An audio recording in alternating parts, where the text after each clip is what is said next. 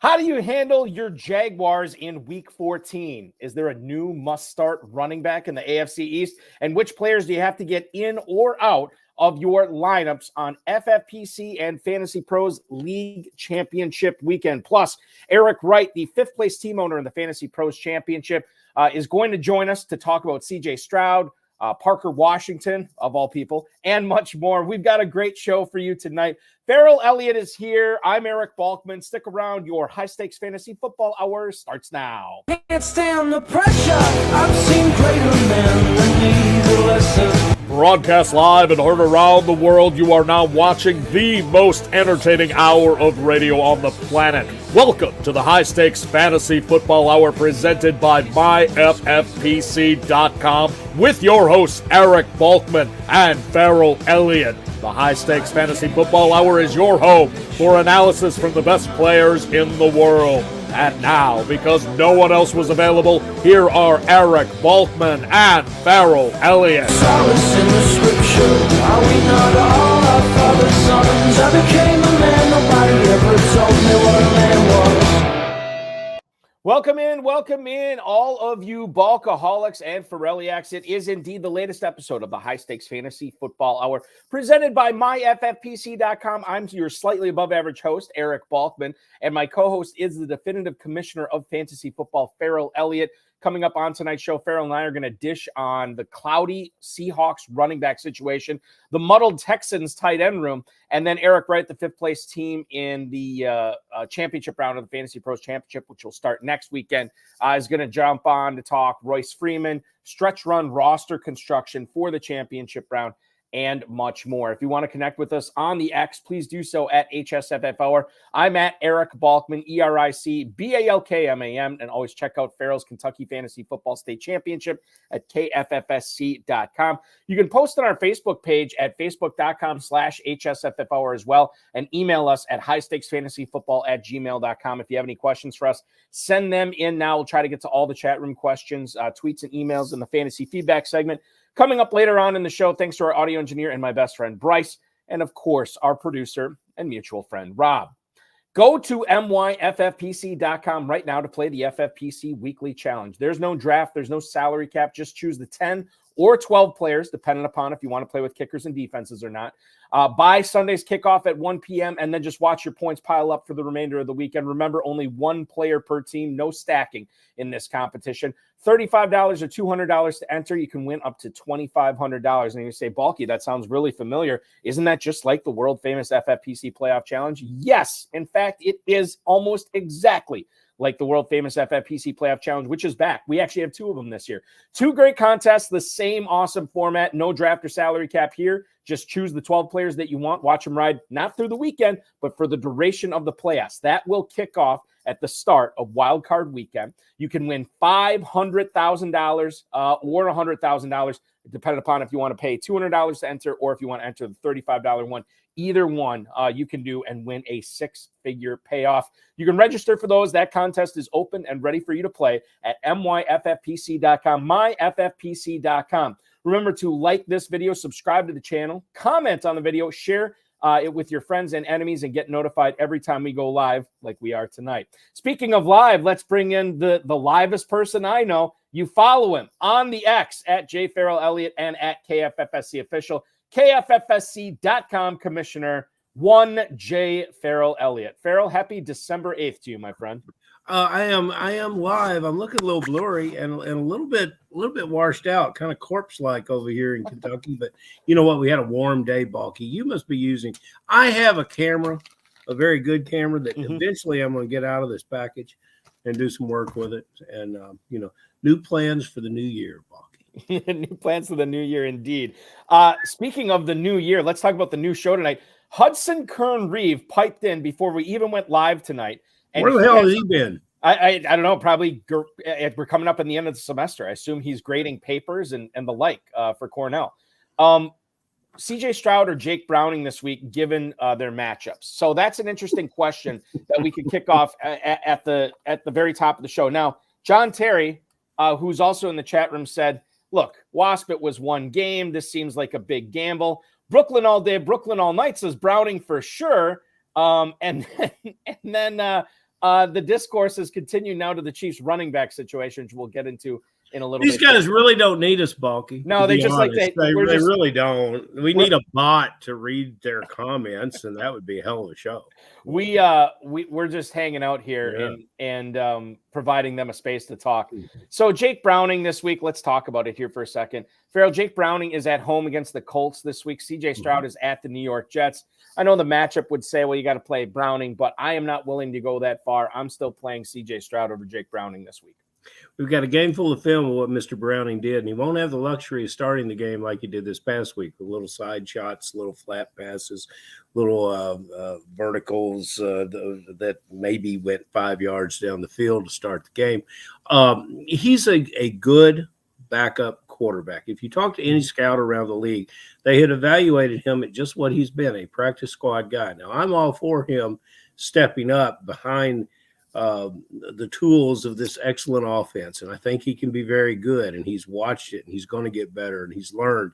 Are you going to suggest that you start him in front of CJ Stroud? Are you out of your mind? So there you go, Kern. If you're sane, you're going to start CJ Stroud this week, according to Ferrell Elliott, and I'm with Ferrell on this one. I think he's still roll with Stroud against the New York Jets. Boy, what a tough situation the Jacksonville Jaguars are in. Coming into that Monday night game, they were challenging for the number one overall spot in the AFC, and now they got a lot of injuries and some significant ones to deal with. In fact, one of them so significant enough that they have placed Christian Kirk on injured reserve, this according to Ben Arthur. So that means he's out at least 4 weeks. That's 14, 15, 16, 17. If you're following along, that's the rest of the fantasy season. No reason to keep him around anymore. In fact, he could need surgery. He might be out for the remainder of the season. We'll find out. Doug Peterson didn't. I don't think Peterson said equivocally like he's done for the year, but this is going to be a tough ask for him to come back. And quite frankly, for fantasy purposes, you don't care. Parker Washington, we'll get into him a little bit too. 6 catches for 61 yards and a touchdown on week 13 against the Bengals. Now, this is a different conversation, but John Terry said it was 1 week for Jake Browning. Was this 1 week for Parker Washington, Ferrell? Is there something here? I know a lot of people went crazy buying him in the FFPC this past week. After the 6-catch performance, I would be interested to know how many people grabbed him before. I guess, there was no reason to. Parker, we go back to the draft. And when he was still on the board in the middle rounds or middle late, because I think he was 5th round draft pick, I kept looking for him to find a landing spot, and I didn't necessarily like his landing spot because I'm a big believer in Kirk. Now, Kirk's on injured reserve now. He was on injured do not draft list for a lot of our fantasy drafters who thought for some strange reason that he was just going to disappear this year, Balky. And now people that had a Kirk in the lineup find themselves near the top of their 12-team leagues and probably challenging for a championship. The question, Parker Washington, what can you count on? I really did like this player. I was disappointed he went to Jacksonville and I didn't see a role for him. And then he disappeared because he went on injured reserve. He spent a 5-week middle of the season run on injured reserve. So he's just been available recently. And what you're getting in this player is a guy with tremendous lower body strength who can break tackles and have contact balance. He is the preeminent design of a slot receiver. Even he's 5'11", but he's 210 pounds. Most of those guys that check in that height at the receiver position, 185, 190. He's a thick, strong 210 pounds. He's not going to get separation, but he can win the contested catch. And you're going to see him. The way he'll make big plays is not in separation down the field, but he'll make that slot corner miss. And so he will challenge the slot corners around the NFL. Who do they have this weekend, Cleveland? Cleveland is battling the Jacksonville Jaguars okay, at 1 o'clock. That's Mitchell at slot corner, and I forget the other guy. They got 2 slot corners, and neither of them are really physical enough to deal with this player. So Parker Washington, with the kind of routes he runs and with how the quarterback, Beathard, will probably lean into him, you're expecting another good performance. And the way he'll make a big play is he'll leave that slot corner in the dust. These other receivers on the team that will pull the safeties over to them. And quite honestly, they're already perplexed at the slot corner position in trying to stop Ingram in the 2 tight end sets this is a wonderful situation for Parker Washington, and he's going to produce well for this team. He's no Christian Kirk. He plays the game much differently, but he'll certainly be a productive slot receiver. And it just shows, our old boy Trent Baalke, what a great name, Trent Baalke, running the show down there in Jacksonville, knows how to go in the 5th round and get the perfect player to step off the bench and contribute. After such a glowing endorsement of Parker Washington from one Ferrell Elliott, I guess the biggest question for him is who's throwing him the ball this week. Now, here's what we know about Trevor Lawrence. We know that he did not practice Wednesday, limited practice yesterday, limited practice today. Demetrius Harvey, who covers the Jaguars, said that he thinks he's 80-20 to play this week. So it sounds like Lawrence is going to go. We'll find out by 1 o'clock. It's a 1 o'clock game. We'll know by 11:30. But when you look at what Lawrence does and when you look at how Parker Washington wins, the fact that Lawrence probably won't be that mobile, is that actually a boon for Parker Washington, given that Lawrence is probably going to have to get the ball out earlier? And that would be, you would think, to those Parker Washington routes. He, Ingram, and Etienne. It's a good receiver game for a lot of a good running game.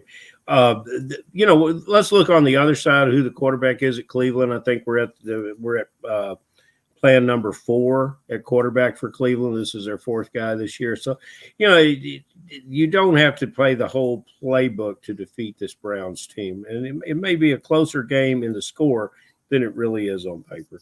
But, I'm torn about, I don't know the medicals of this. We watched Burrow earlier in the year when Burrow was coming back from an injury, a different injury. But when you have a quarterback injured, they don't all play like Mahomes played when he was hurt, and Burrow didn't either. And you saw when Burrow got healthy what he looked like. If there is any advantage to setting Lawrence and hoping that he would get better physically and get back to his form, we'll just have to see what it looks like. I will tell you this: they have a third string quarterback there, Nathan Rourke, an Ohio Bobcat who came from Canada. When you take and he was successful in Canada before he was injured, and the NFL is certainly not Canada, but if you want to see him do his thing, go back to a Dallas Cowboy preseason game when he came in and lifted the team, and they really believe in this kid down there.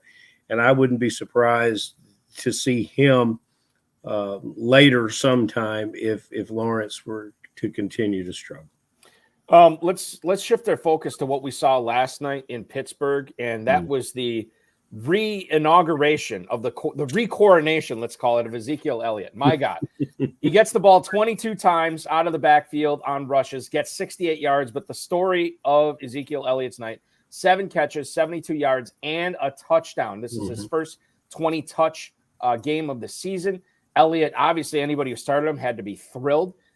It doesn't sound like Ramondre Stevenson is in any danger of playing in next week's game. It sounds like it could be the Elliott show again. When you look at the Kansas City defense next week, Ferrell, and when you combine it with this Elliott action that we saw against Pittsburgh, how likely should Elliott be in your lineup next week and in week 15 after what we saw here in Pittsburgh last night?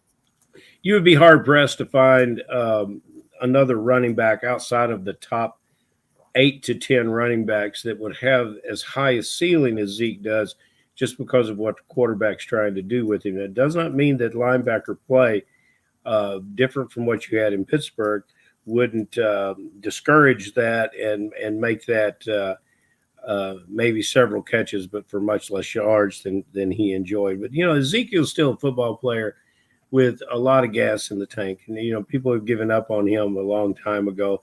Right situations, he can do what the team needs him to do. And, he carried the ball last night too, not for a lot of yards, but for a lot of first downs, for a lot of good down and distances that he set up for this team. I'm happy to see that anyone that had him, I have him in best ball a lot of places. I thought we would have a couple, 2 or 3 spike games like this in the season. We had to wait till now week 14 to get one. Yeah, it's unfortunate because I checked all my lineups too. I'd actually have Elliott anywhere, which is weird because he was the perfect injury away type guy to grab. And I didn't grab him anywhere, which is too bad, but it is what it is. We're moving on. Speaking of muddled or nebulous running back situations, my God, Ferrell, what do we have on our hands against the San Francisco 49ers this week with the Seattle Seahawks? They go to Northern California to take on the vaunted fighting Kyle Shanahan's there, and this is a 4:05 start. Why is that interesting? Well, Zach Charbonnet and Ken Walker both listed as questionable on the final injury report for Seattle today. In fact, Pete Carroll went as far as to say they are game time decisions. Now, if we read between the lines here, what we're seeing this week, it sounds like Walker and Charbonnet are both going to play, which would mean Walker is the starter again here. My question to you is, with so much on the line in league championship weekend, are these guys just easy sits at this point, since they're going up against the Niners defense and you don't exactly know who's going to be active, who's not going to be active for sure, and you definitely don't know exactly how the backfield breakdown for touches is going to go? I know it's weird to say it, but I think at this point, unless you're desperate, probably got to sit both Walker and Charbonnet this week. Yeah, the guys that drafted both these running backs to stack this situation probably look very smart until week 14. It's a difficult thing, and I would hate to be there. Fortunately, I'm not. Hope their other back wasn't Pacheco. Maybe they're getting Jones back. It's.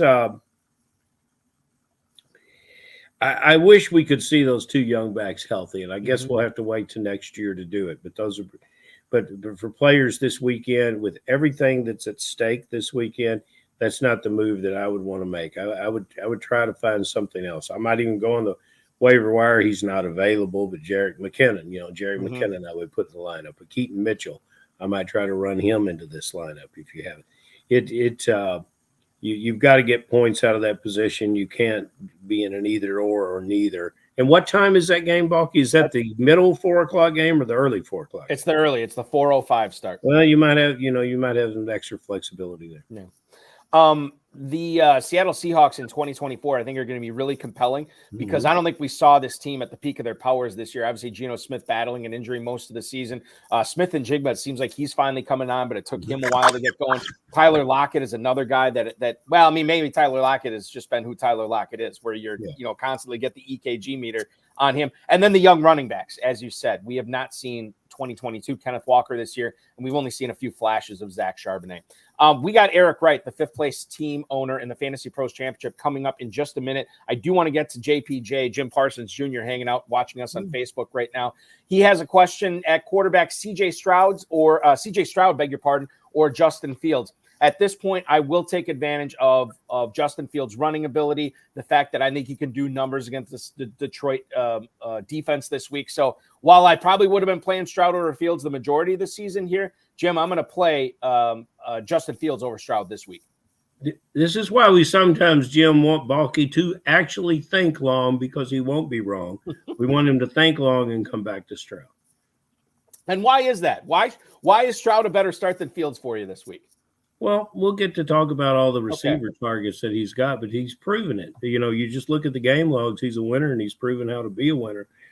In Chicago, I'm not so sure. And I don't think they can get in a chase game with Detroit. I say that neither is a terrible start, but with what Stroud would have done for my teams this year, I'm not going to play around in week 14 with benching him.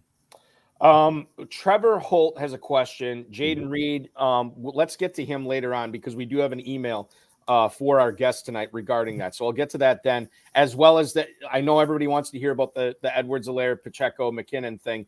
We'll get to that love triangle coming up in a little bit too.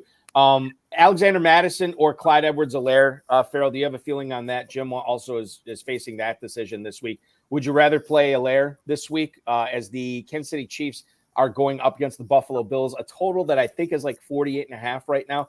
And then Alexander Madison is going to be going up against the Raiders in Las Vegas this week.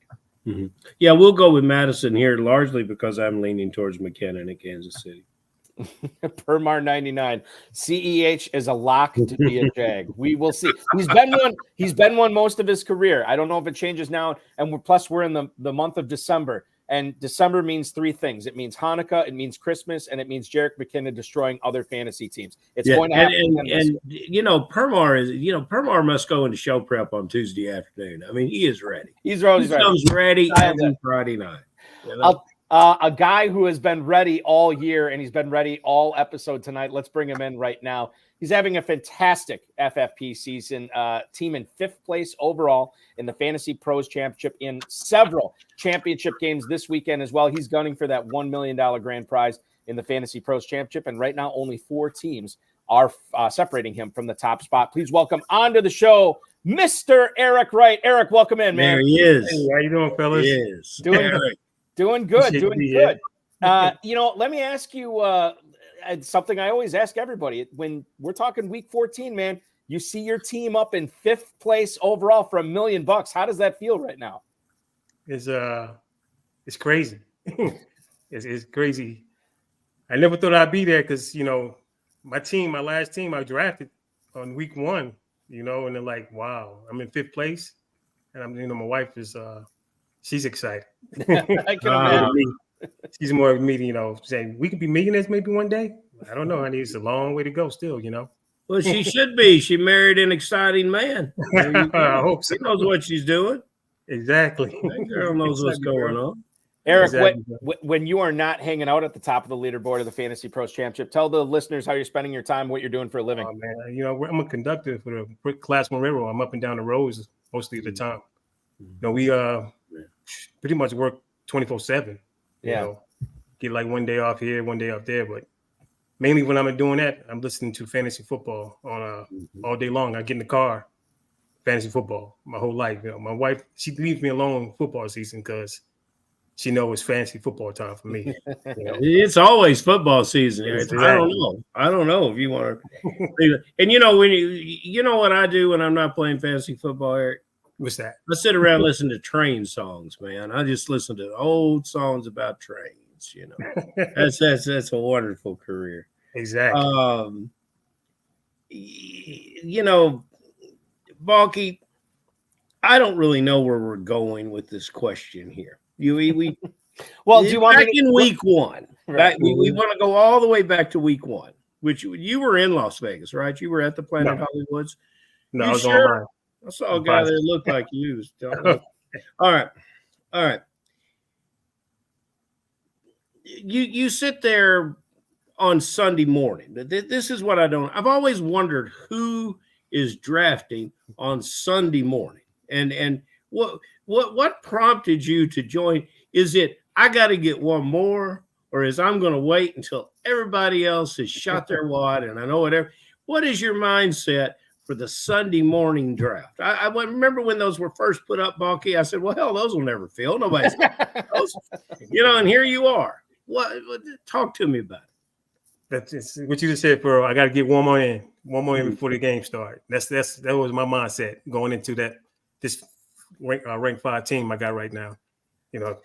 One more, because I got like 10, I believe I got Balky with FFPC teams. And I got 3 in the championship now. I had another one we lost by one point something points. The guy had Chase. He had Chase, and I had Eaton. Jacksonville running back. ETN. Yeah, ETN. Yeah, and we came down to overtime, and I lost by 1 point something points, I believe, to get to the league championship game. But hey, it is what it is, Yeah, but I won something like that. All cotton right now, baby. You're doing all right. You're doing. Yeah, I won something like that. I won a lot. A lot of times winning by 1 point. Going to league championship game. So it happened to me. So this team, as you mentioned, you drafted this Sunday morning of week 1. And this team also features Jalen Hurts, Eric. Yet before the calendar turned to October, you spent nearly 50% of what you had left of your blind bidding money on CJ Stroud. Why did you want to make sure you got him on your team? And were you truly expecting anything close to what he's given you so far this year? Well, I had Aaron Rodgers as my backup. And we don't know what happened the first play of the game.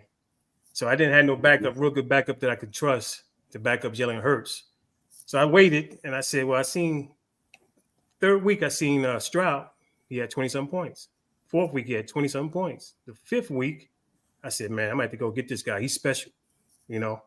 And you see what he's doing. Like in week 9, he had like 40-something points against Tampa Bay. And I wish I would have played him that week, but I didn't, you know. You kept somebody else from playing him. And, you know, these guys are sleeping in. These Sunday morning early drafters, Bucky. They're sleeping on Stroud. How many? And Eric, you had to see it 2 or 3 times before you went for it. Well, let me ask you this just as a follow-up to that. Have you contemplated when Jalen Hurts has been healthy, how difficult of a decision has it been week in and week out when you have Stroud and Hurts on the same team? It's been difficult, especially when he had that 45-point game. I was like, can he back this up next week? And he didn't. Luckily, I didn't play him that week. But that 45-point game, then he came back a couple weeks later, had like 33 points or something. I'm like, this guy's special. You know, I'm glad I got him. Nobody else got him. They can't play him against me. You know, they can't use him against me. So it worked out in my favor that way. You heard me waxing on about Parker Washington. I'm a big Parker Washington fan. He went to Penn State, but he is a product of Sugarland, Texas. I don't know how they got him up to Pennsylvania. Sugarland right down there, Balky, where our beloved Lynn Renfro lives, right south of Houston. By the way, just interesting trivia on Parker Washington. He is Josh Dobbs' cousin. Yeah. It's a family connections, man. And it's both these guys are using this year to make their premiere on the NFL. I believe that Parker Washington will benefit whatever quarterback takes the snaps this weekend for Jacksonville. He's not Christian Kirk. He's a different player. What do you see coming forward for him? And since you have Washington on your team, but it is an elite team, will he be in your lineup this weekend? Unfortunately, he won't be in my lineup. I got 3 good studs, and Mike Evans, Keenan Allen, and I got Nico Collins. Those guys are okay. Those guys are okay. Yeah. And my running backs, I got McCaffrey going. I got Mostert, but I'm thinking about benching Mostert this week. I don't trust him because the HN is taking a lot of time. Like last week, he took over the second half, and Mostert, plus he got that knee issue too going on. So I'm debating about playing Ford and putting Mostert on the bench because I think Ford will have a good game this week. Don't think long. Balky, tell me about it. Yeah, if you think long, you think wrong. That's always been my attitude. Guys, and I'll throw this to you, Eric. John Terry hanging out in the chat. He brings up Zay Jones, and Zay Jones in that Bengals game saw 8 targets. He gets 5 of them for 78 yards. Is there something? Are we forgetting about Zay Jones in this? Because quite frankly, he was just as involved as Parker Washington was from a statistical standpoint. Yes, he was. Zay Jones is a great player. Good player. I tried to pick him up a couple weeks ago. I didn't have enough money to get him though, but that's another story. But Zay Jones is a great player. Good slant route runner over the middle. If we see that Trevor Lawrence is moving all right and getting the protection that he needs, Zay Jones has a big game. He should. But like I said, Washington, he should have a good game. I think we've seen 10 to 12 points maybe this week. Yeah. I'm betting on. But if he gets lucky with a touchdown, you got lucky. Exactly.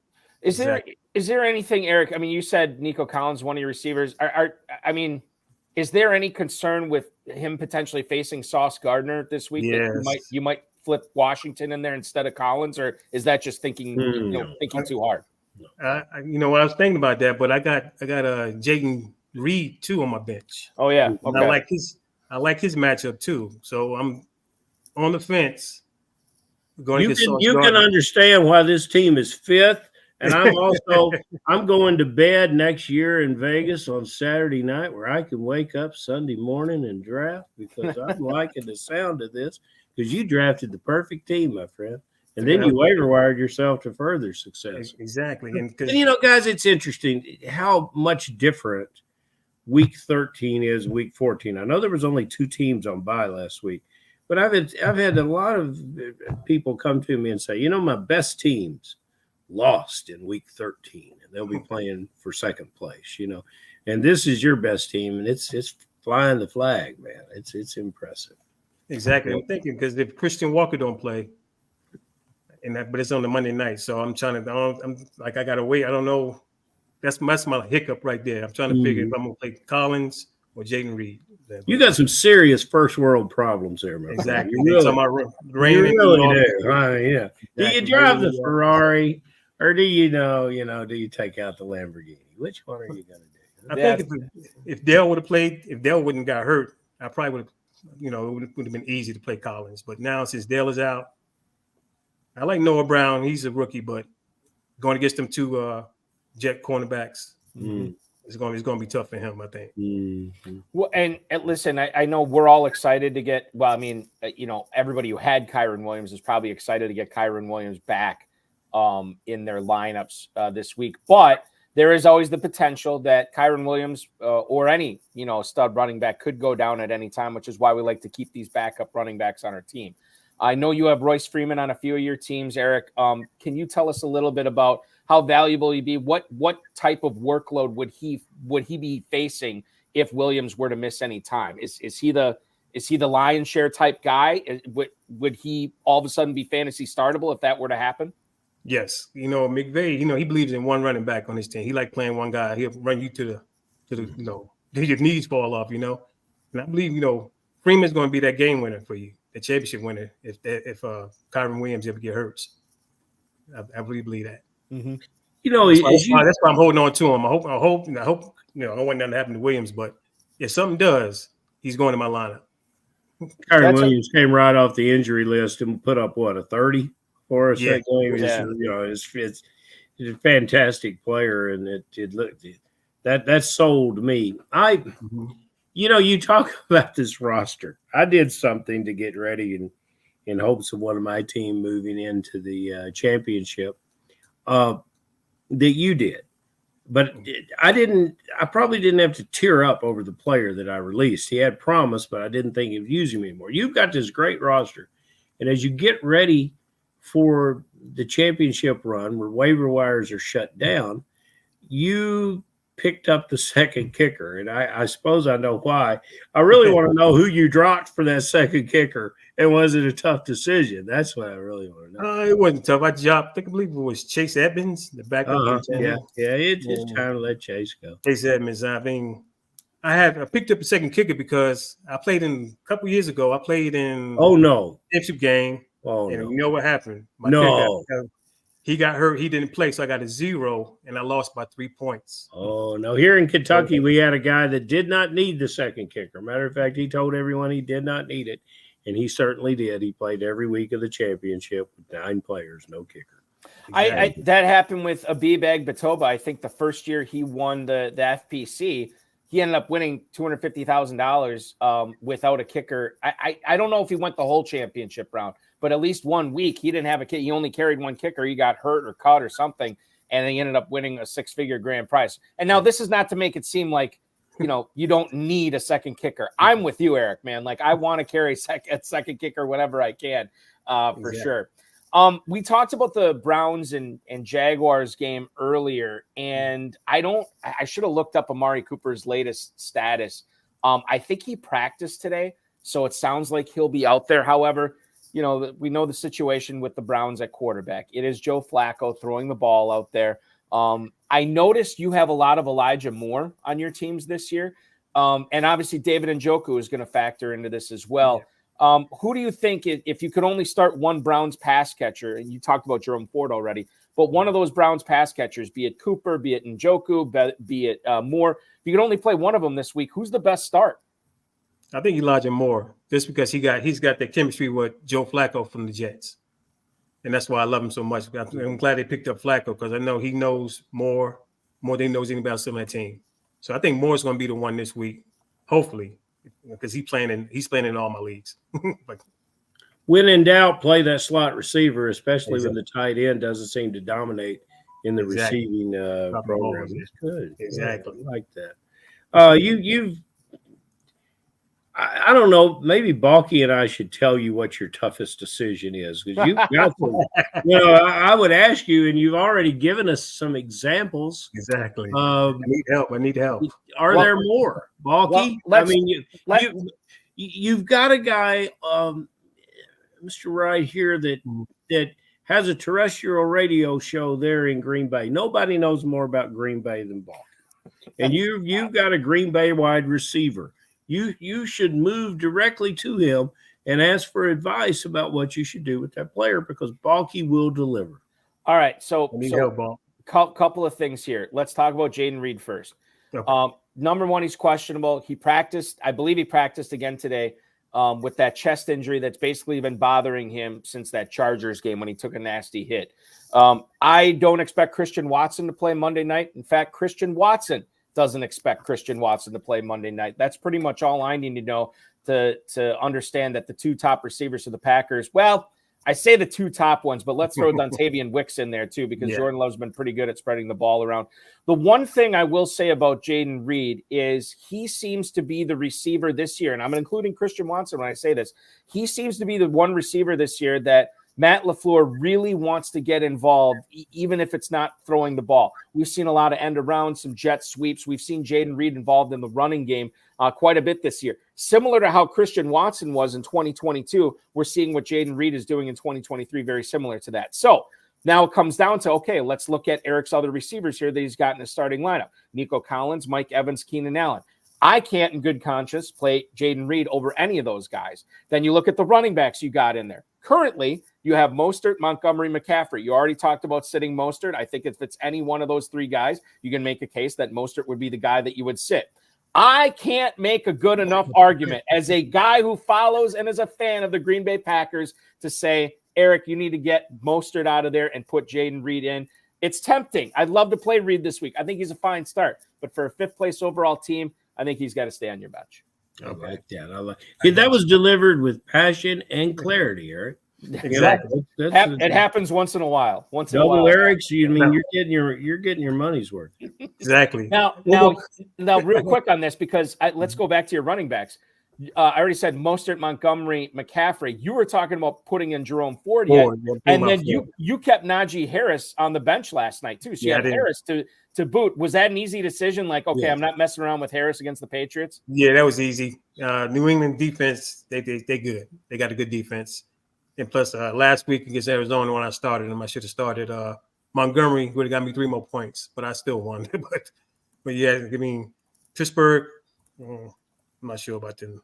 I'm not sure about them right now. Something's not right over there. Yeah, exactly. I work at the radio station. I work with a guy who actually came from Pittsburgh, and he's a massive Steelers fan. And he was like all season long, he's been saying, I'm telling you, this is smoke and mirrors for the Steelers this year. It's all going to fall apart. And now we're starting to see it. The Cardinals game last week, the Patriots game last night. It's been a bad turn of events for Pittsburgh.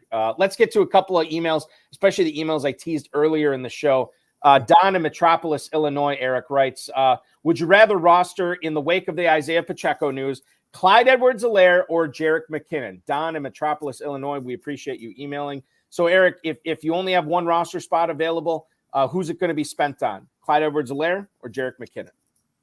I would go with McKinnon just because he's more of a pass catcher. He'll get you that reception, 1 point per PPR, just because I think he'll play a lot. Clyde Edwards-Helaire, he's to me, he look a little fat, a little slow. I mean, this is my opinion.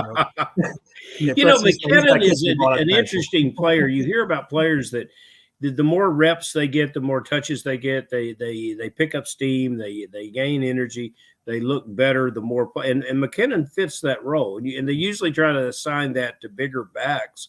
But McKinnon, when he starts getting going in the short passing game, he starts making people miss. He looks very fast. He works the angles very well. I'm a McKinnon guy.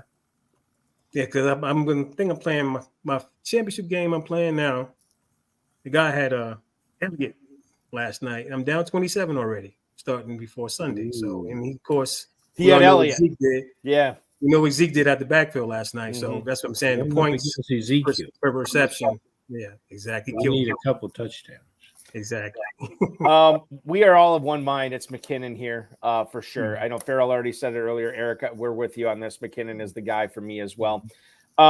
We kind of already – Well, let's open this up, Eric, because I kind of answered this for you earlier. Let's get your thoughts on this because this is a slightly different question. Bill in Grand Rapids. Hey, Eric, assuming Christian Watson misses on Monday night, would you rather play Romeo Doubs or Jaden Reed? I appreciate it. That's Bill in Grand Rapids. Eric, I think it's Jaden Reed here. The great thing about Jaden Reed is if you do have both these receivers, you can wait until kickoff to find out if he's active. I will say that, Doubs has been a guy that Love has looked to on third down. Numerous and that 4th and 1 rainbow that he threw to him against Kansas City, that was Chef's kiss, beautiful. Doubs or Reed this week, man? Who are you playing? Ooh, it's tough. It's Doubs. He's known for the end zone. He liked throwing them in the end zone for them touchdowns. But I got to go Reed because just for the receptions. And hopefully you get you a touchdown.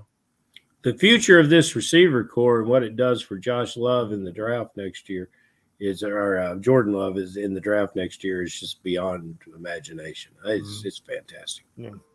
Exactly. I like, and the other thing too that really helps out starting a Packers receiver is, Jordan Love had such a connection with Luke Musgrave, and he's kind of got one with Tucker Kraft going to the degree that he had with Musgrave.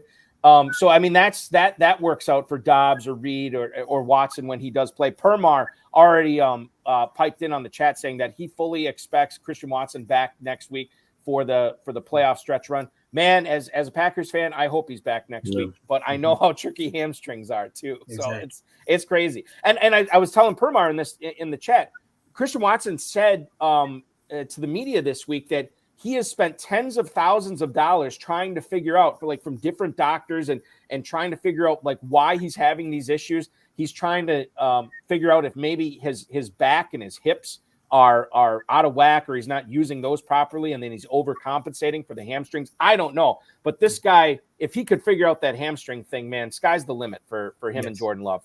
Oh yeah, definitely. He had to monster game last week. Yeah, it was unbelievable. And I was at that game at Lambeau Field, and and I'm probably a little bit biased here, but every time Watson caught a ball or did something, crowd was just a little bit louder than if it was Doubs or if it was Reed. Packers fans love Watson, and I know fantasy owners want him to succeed as well. Exactly. Ferrell, I'll let you offer up the last question here for Mr. Wright. The last question.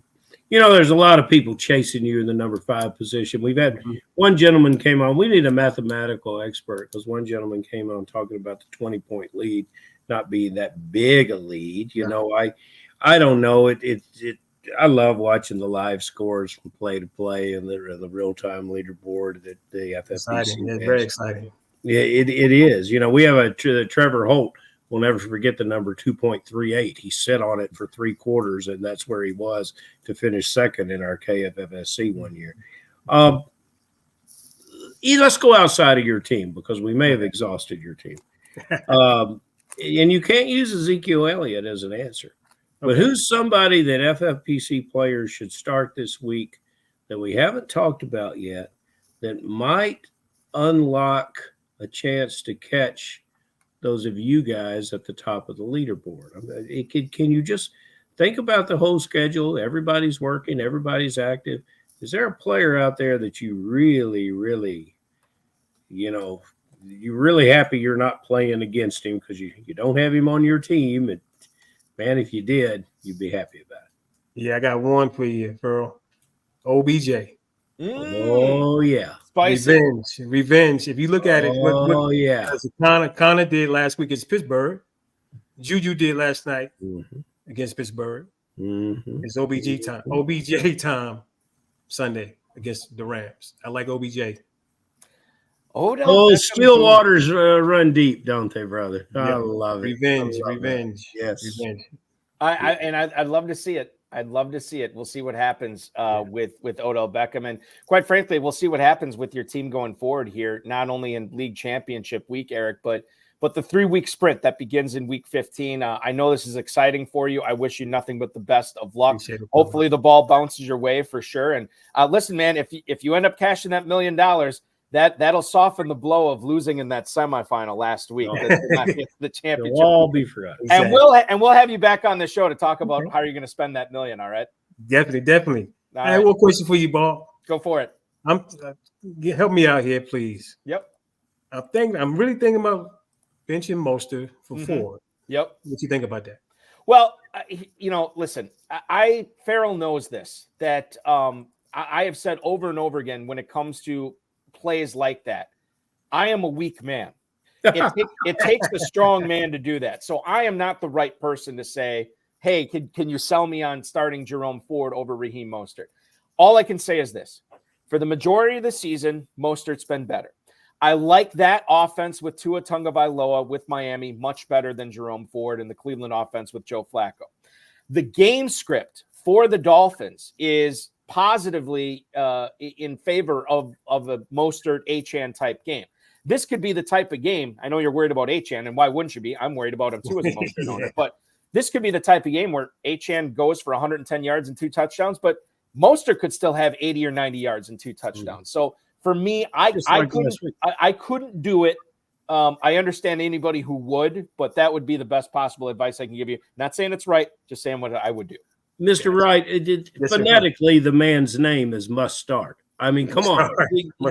You're right, Ferrell. Let's get something done here now. This man's in the top 5 of rushing.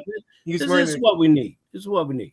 Because, they're saying the knee injury. I'm like, well, okay, if they might blow this. His knee's been hurting. His knee's been hurting since Purdue. It doesn't matter. Let's start.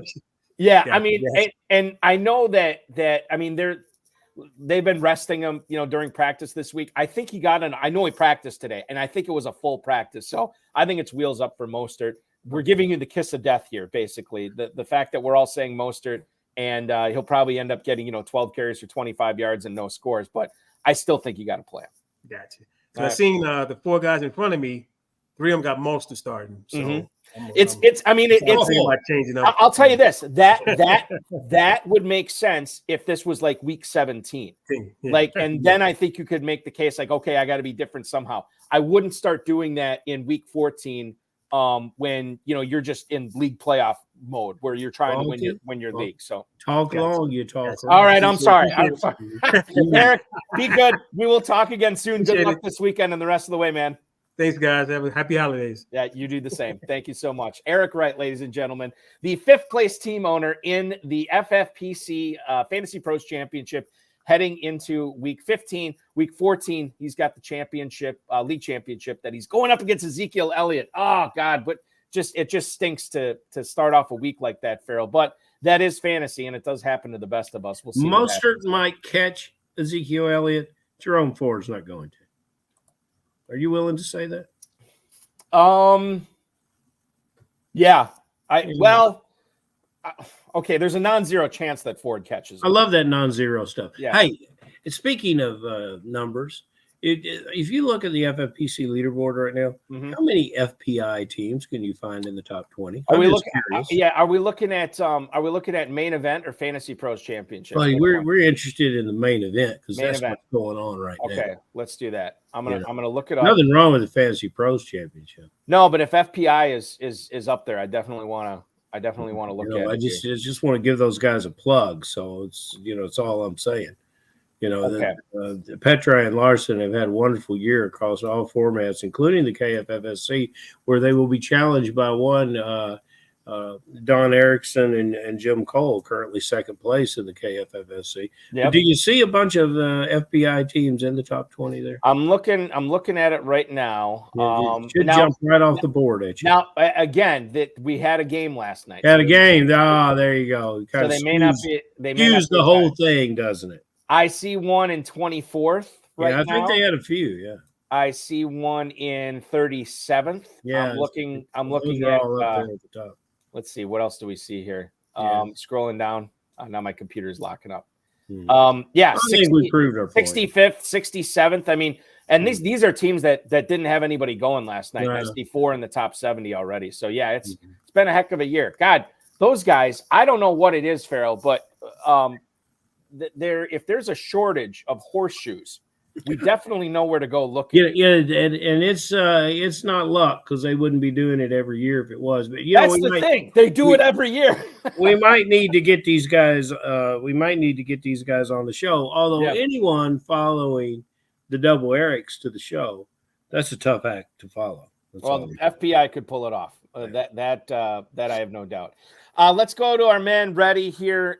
We talked about this a little bit earlier. Pick up Clyde Edwards-Helaire or Jerick McKinnon as running back 4 stash. We are team McKinnon all the way. And then he also has this question: Zay Flowers or Calvin Ridley? Ferrell, this is a slam dunk for me this week. I love me some Zay Flowers if the other choice is Calvin Ridley. I love Zay Flowers, but in that offense, there's just not enough targets to generate what possibly could happen for Ridley. I don't think you've been high on Ridley all year, Balkman. No. Matter of fact, you said he was a bust, and that's proven your ilk and those like you wrong, and we aren't holding that against you. But I think I'm going to roll with Ridley there, and I love Zay Flowers. Yeah. Yeah, he's been a fun. And like the thing is, like I was never like Captain Zay Flowers either. We talked about this, like we saw separation of these rookie receivers. Like it was Flowers, it was Johnston and Addison, and then who's the other one I'm forgetting? Smith and Jigba. We saw all these guys kind of bunched up together, and then I would say with about 4 weeks left in drafting season, all of a sudden Zay Flowers really separated himself. And at that point I was kind of out on Flowers because then I thought he was going too early, and I wasn't, to me, I was much rather take a guy like Addison or JSN, something like that later on. Now I banged the drum for Flowers all through the season. And, when he came out in week 1, I think he put up 17 points. I think he has the Tyreek Hill possibilities in his game, but they're just going to have to feature him, and he may step up. If he steps up here at the end of the season, that's kind of what we're looking for. We're seeing rookies do that around the league. So, look, hey, Reddy, either one of these guys, you can't really go wrong. Right. So you really don't have much of a problem. For what it's worth, Eric Wright did say look out for Beckham against the Rams. Yes. So that's something we should keep in mind. All right, let's go to Keith in Atlanta here. Hello, gentlemen. Is Russell Wilson actually the better play over Justin Herbert this week? Thank you, Keith in Atlanta, for your email. Justin Herbert is going up against they're playing each other this week. Yes, it is in Denver, Herbert versus Russell Wilson. Are you sure it's in Denver? It is in Los Angeles. I didn't say. It's in Los Angeles at SoFi, right? So I think that's where they're having them nowadays. So you got Herbert at home versus Russell Wilson on the road there. Which quarterback do you like better in that game for fantasy purposes? It's close, especially what Wilson's been doing with his feet. But Herbert, it's hard for me to separate from that elite core of receivers, even though there are some injuries right now. This is very elite receivers led by Keenan Allen. And the fact that Herbert has thrown the ball over 40 times this year in at least 6 games. I think I'm right about that. If you look at the game logs, you'll see that kind of aerial pursuit by the Chargers. So I'm going to go with Herbert. 1, 2, 3, 4, 5 times this year, at least 40 passes. Have we got a 39 in there? We have got no, I don't see any 39s. I see 41, 47, 40, 40, and 44. So, and the thing, like, I think there's some similarities here because there's really only one trustworthy receiver on Denver, and that's Cortland Sutton. There's only one trustworthy wide receiver on Los Angeles, and that's Keenan Allen. It's going to come down to, whoever makes the big plays. I like Sutton this week, and I think Russell Wilson hooks up with him. That said, I'm still rolling with Herbert over Russell Wilson. Like I said, weak men normally go with the stud that they drafted earlier. So for me, it's Herbert over Wilson. And Eckler gives the element of getting something done out of the backfield. Although the receiving backfield in Denver has been very positive as well. What happened to Eckler this year? I can't put my finger on it. He's had some good moments. It's not. I don't believe it's injury related. He has some good moments in the middle of the season. Put together 5, 6, 7. I think weeks were really good, but. I don't think there's anything that's happened with him physically or from it's just a standpoint of production and what other teams are trying to take away. If you can take that element away from the Chargers, you've accomplished a lot. Another email here, Matt in San Diego. How do I handle my last flex this weekend? Chuba Hubbard or Keaton Mitchell? Thank you. That's Matt in San Diego. We appreciate you, Matt. Hubbard probably had his best game of the season last week. 104 yards and 2 touchdowns. Keaton Mitchell's really coming on, and they're coming off a bye here. Mitchell is at home against the Rams. Hubbard is at New Orleans. I think I lean towards Mitchell here, Ferrell. You're going to do that after Hubbard ran the ball 24 times for over 100 yards, touchdowns, and caught passes. I don't think so, Bunky. Do not shoot the horse that won the race. Hubbard is proving that he is the go-to every down bell cow back. Mitchell is explosive and wonderful and fun to watch, but he's yet to touch the ball. I don't think he's had 10 carries in one game. And you got to bore into those statisticals, Balky, and I don't think anything like that's going to change. So even if he has 6 or 8 carries, even if he averages 10 yards a carry, it's not going to catch our man that's carrying the ball 20 times. Keaton Mitchell has never had 10 carries all season. 9, 3, 8, and 9. He's flirting. He's flirting. He's been close, but he hasn't hit it yet. Only 6 catches on the year, too. Now, granted, he's only played in 5 games, but still, 6 catches on the season is not ideal. I may have to rethink this. I may have to look at Miles Sanders, or excuse me, Chuba Hubbard, not Miles Sanders. I have to look at Chuba. And the other thing to consider, too, is, I mean, Gus Edwards is still getting goal line in Baltimore, and you do have Justice Hill still kind of, gumming up the works, as I always like to say. And you've got some guy there named Jackson that likes to run the ball. Yes, that's another great point. All right, you've sold me. This doesn't often happen. I'm with you. Oh, that's true. It's Hubbard over Mitchell. Normally, once I stick with a guy, I stick with him, but I can't. Speaking of selling you, Balky, are you planning on coming to the KFFSC Super Bowl draft and party? It's open to everyone. Yeah, I am planning on it. Very good. I am trying to make final preparations to make sure my children are taken care of that weekend. Yeah, and once I get it going, they'll be there when you get home, no matter what happens. They'll be there. Let's see here. What do we got we got time for 2 more. Let's do 2 more here. Where did I have it? Roy in Asheville, North Carolina. Do I risk a low floor game with Gabe Davis this week over Chris Godwin? Thank you for the email, Roy. Yeah, I mean, Gabe Davis is always like a low floor type guy, but man, what I say earlier, it's like 48.5 the total on that game for the Bills and the Chiefs. So I do like the idea of Gabe Davis coming through, and Chris Godwin, kind of like weird stuff going on there with was it his wife on Instagram or Twitter calling out Todd Bowles or something about Godwin coming out of the game, or I don't know what it was. But certainly I like Mike Evans a lot more than Chris Godwin in Tampa for fantasy right now. But the question here is Godwin versus Davis, Ferrell. I think this game, Tampa at Atlanta, it is. It is at Tampa at Atlanta, yes. Yeah, I think this is a game that that Atlanta rises to the top in this division. I think they get defensively. They play a very difficult game in tight. The best chance of Tampa moving the ball is to hit Evans deep and over the top. And I did not see this. I didn't see this working this way. I thought Godwin would be the man and Evans would struggle this year. And it's been flipped.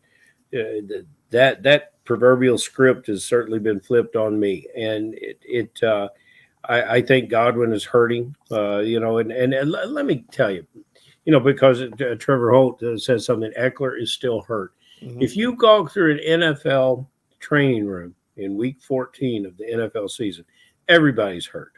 Even the guys that haven't played are having sympathy pains. I mean, everybody in the damn locker room is hurt. It's different levels, but they go out and play. And, it's impressive of what you've seen. But I think Davis, you say about the floor, Balky, but every time I look up, Davis is scoring touchdowns. And he seems like he's more than a contributory player to the receiving core there. I think Gabe Davis is what I want to go with in that matchup. All right, so I was kind of torn on this. Then I looked at the chat. Trevor Holt is saying Gabe Davis. Permar99 is saying Gabe Davis is in a smash spot because the number 2 wide receiver blows up against Kansas City every single year. And so I had to look at this. And I was like, okay, let's look at the stats. Gabe Davis versus the Chiefs in his history, in his career. 4 games, Ferrell. The first game, 1 catch, 7 yards. The second game, 1 catch for 16. Not very good. The third game, 8 catches, 201 yards, and 4 touchdowns. The fourth game, 3 catches, 74 yards, and a touchdown. I think I'm going with recent history on this. and I'm saying Gabe Davis. I think it might be a good idea. Permar is also put in here.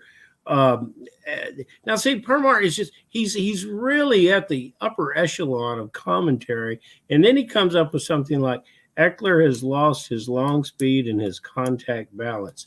He's dust. Permar 99 has been reduced back to Permar 59 at this point. Come on. And yes, but we got great love for him because he shows up. Yeah. But he just that was a bad commentary. He did point out too that, and I pointed out the highlight of the comment here, that Baker Mayfield's been locking into Mike Evans, which is true. I mean, he has been. Mike Evans is quietly. Is Mike Evans a Hall of Famer, Ferrell? 10 straight years with 1,000 yards or more. Yes, they should eliminate the 5-year rule. But the put him in right now. Yes, but Mayfield locks into Evans only because Baker can throw it up and Evans can run underneath it. And you don't have to have all that great kind of reliability in your passing game. You don't have to be right on target if you just throw it up and let your super receiver run under it. The final email I want to get to tonight here is from Pat in Cincinnati. Hi, Ferrell and Balky. Need some FFPC tight end magic this week. Brevin Jordan or Tucker Kraft had a great week 14. That is Pat in Cincinnati. So the first thing I look up when I hear about Jordan is what's going on with Dalton Schultz. Well, 6 hours ago, the Texans ruled out Dalton Schultz this week, which means it could be wheels up for Brevin Jordan. 3 catches for 64 yards on 5 targets, played 75% of the offensive snaps this past week. Jordan is your guy this week over Tucker Kraft. This is coming from a Packers fan as well. Jordan Love spreads the ball around pretty well to a lot of receivers in Green Bay. There is one more receiver taken away from C.J. Stroud this week in Tank Dell. And quite frankly, maybe another one. We haven't talked about it a ton. I know I mentioned it. Maybe Sauce Gardner takes away Nico Collins. This could free up a lot of stuff for Brevin Jordan this week. I'm going Jordan over Kraft. Yeah, Balky, and I don't think that pains you to do it because even though, it's a fellow Packer. But, Brevin Jordan, what he is a tight end, but he's got a running back's body. And he's got very good hands. And Ingram is the closest thing to him in utilization in an offense. But Jordan's probably a better athlete. And so what we're dealing with here, when they acquired Schultz from Dallas, I took it with a little bit of pain because I had such great expectations for Jordan. And we gave Jordan out last weekend as a play, and he did well. He'll continue to do well.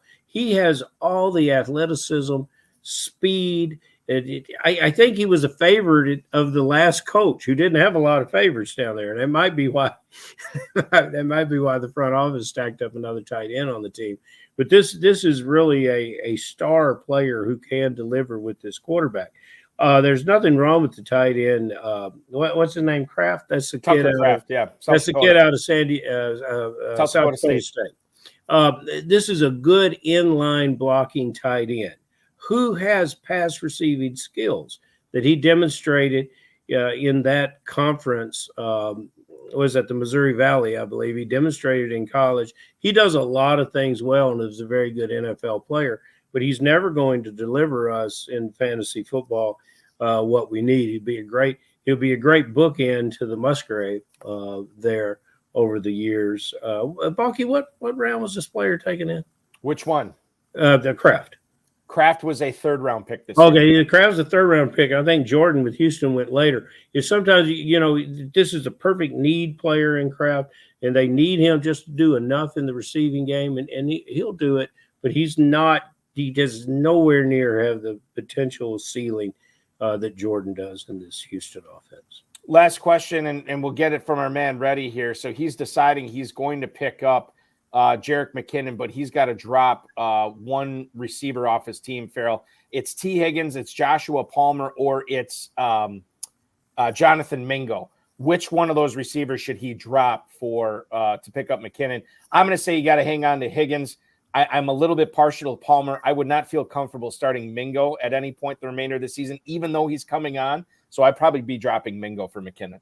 You drop Mingo because when Palmer does get back, if he can escape through that 21-day window and get back on the field, he joins all those great options in that Charger lineup and the 40-plus pass per game quarterback. So that's what you want to do. That is what you want to do. And another thing that our viewers should be doing is playing in the KFFSC and hanging out Super Bowl Sunday at Caesars Southern Indiana. Oh, that would be good. Yes, exactly. So make sure you're signing up or registering. And what's the best way to do that, Ferrell?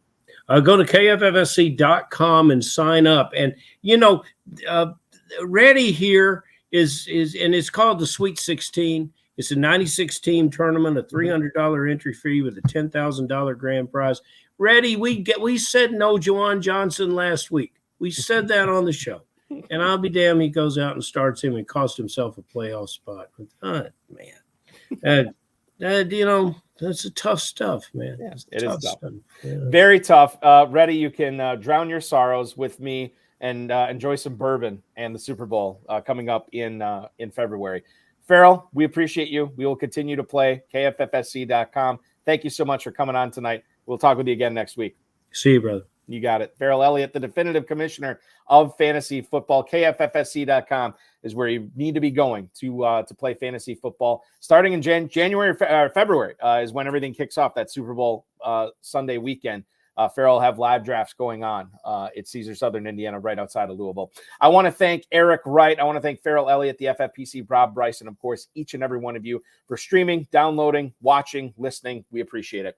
We will be back next Friday at 10 o'clock Eastern time for our kickoff of championship round weekend in the Fantasy Pros Championship and the FFPC main event. In case you missed Tuesday's RotoViz High Stakes Lowdown, we had $100,000 winner Michael Cobb, who also happens to be in 25th place in the Fantasy Pros Championship. You can check that out on any of the FFPC socials. The show will return this coming Tuesday at 10 p.m. Eastern time.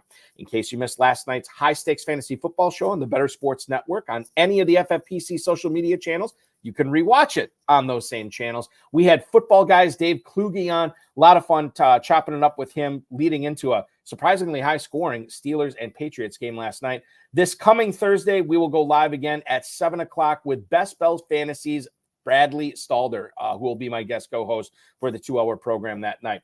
Go to myffpc.com to play in the FFPC Weekly Challenge. No draft or salary cap. You can play with a 10-player roster or a 12-player roster. Watch those points pile up. Only one player per team. You can win up to $2,500 and enter for as little as $35. And don't forget, those of you who are asking, the FFPC Playoff Challenge is open for registrations. We have the $200 one where you can win $500,000. We have the $35 one where you can win $100,000 as well. No draft or salary cap there. It's the same format as the weekly challenge. You're going to pick 12 players and you watch them ride throughout the duration of the NFL playoffs. So literally set it and forget it.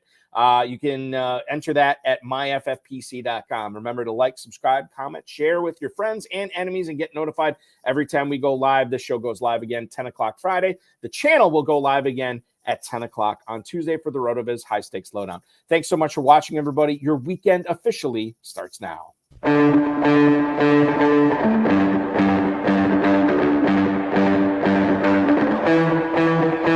This has been another episode of the High Stakes Fantasy Football Hour presented by myffpc.com. It was broadcast live and was watched around the world. Balky and Ferrell will be back next week with more analysis, more interviews, and more advice from guests much smarter than they are. Thanks for watching, and we'll talk with you again next week. Should remind everybody, too, that if you are not first of all, if you are playing in your championship game this weekend, good luck in the Fantasy Pros Championship and the FFPC main event. If you did not make it that far, that's okay, because we'll have the weekly challenge for you available if you want to play it this week. And we'll also have the FFPC World Famous Playoff Challenge as well. It is getting to be that time of year.